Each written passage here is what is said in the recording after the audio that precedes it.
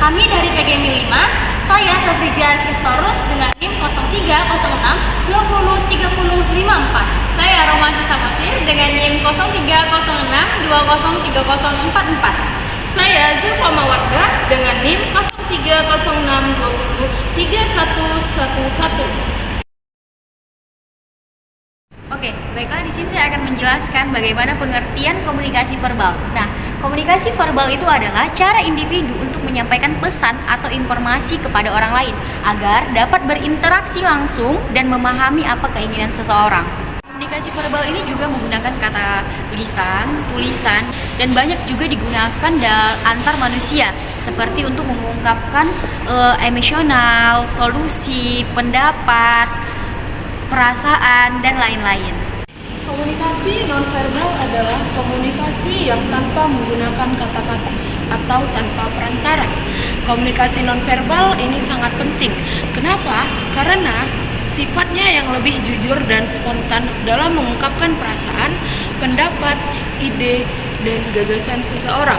Nah, dalam komunikasi nonverbal ini memiliki beberapa hambatan, yaitu contohnya yang pertama, hambatan gangguan psikologi, yang kedua adalah hambatan gangguan fisik, yang ketiga adalah hambatan gangguan mental, dan lain sebagainya. Dengan adanya komunikasi nonverbal ini, kita akan menjadi paham apa yang dirasakan oleh orang lain ketika saat berkomunikasi. Baiklah, di sini saya akan menjelaskan mengenai implikasi dari komunikasi verbal dan non-verbal dalam pembelajaran. Seperti yang teman saya tadi sudah jelaskan, verbal ialah suatu informasi yang telah diucapkan melalui kata-kata lisan maupun tertulis. Nah, di sini implikasinya dalam pembelajaran ialah seperti guru yang menggunakan metode pembelajaran, yaitu metode ceramah. Dia menjelaskan mengenai apa pembelajaran atau materi yang akan dijelaskan kepada anak muridnya melalui lisan ataupun tertulis. Itu adalah komunikasi verbal dalam pembelajaran. Nah, selanjutnya ada implikasi komunikasi dari non-verbal. Non-verbal itu sendiri yaitu tidak menggunakan kata-kata, melainkan dari pergerakan ataupun sentuhan. Seperti, misal kita akan mengajarkan anak SD kelas 1 atau TK. Kita menggunakan anak SD kelas 1 kan tidak mengerti ya. Kita menjelaskan apapun itu dia tidak mengerti, susah untuk dipahami. Nah, jadi kita kalau dia melakukan kesalahan, kita tinggal menepuk pundaknya dan mengatakan tidak boleh ya, seperti itu ya. Jadi kita menggunakan pergerakan atau sentuhan agar dia mengerti apa yang kita ucapkan. Jadi seperti itulah apa implikasi komunikasi dari nonverbal. Baiklah, tadi saya sudah menjelaskan implikasi dari nonverbal dan verbal. Nah, di sini saya akan menjelaskan jenis-jenis dari komunikasi verbal. Ada 4 jenis, yaitu yang pertama ialah tertulis, lisan, mendengar, dan membaca. Oke, tertulis.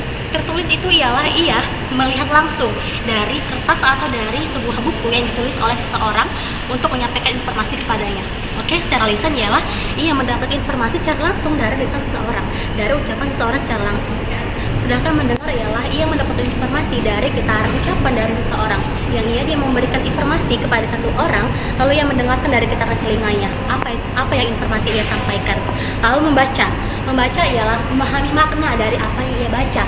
Misalnya dalam buku itu ada sebuah informasi, lalu ia memaknai apa informasi tersebut yang ada dalam buku itu, lalu ia memaknai dan mengingatnya dalam pikirannya.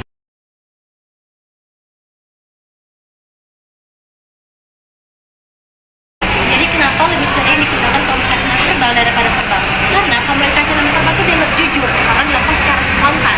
Dan juga kalau menggunakan komunikasi nonverbal ini, kita bisa mengetahui dengan detail dan menyeluruh kepada lawan bicara kita. Kita bisa tahu bicara kita senang, sedih, atau sedang marah dengan apa yang kita sampaikan.